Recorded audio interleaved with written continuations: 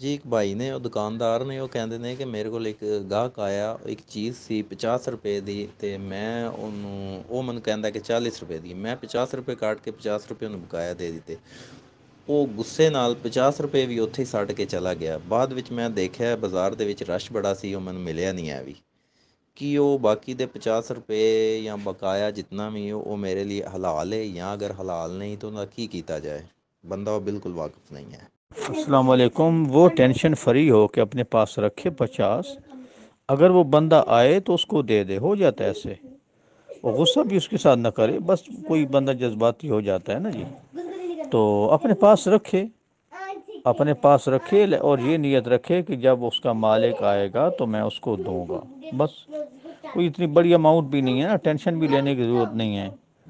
50 रुपए ही है ना, कौन सा को 50 लाख रुपए वो छोड़ गया, तो वो रख ले। इस वजह से अपने पास रखे, यही नियत रखे वो आया तो आप उससे दे देंगे बस। अस्सलाम वालेकुम।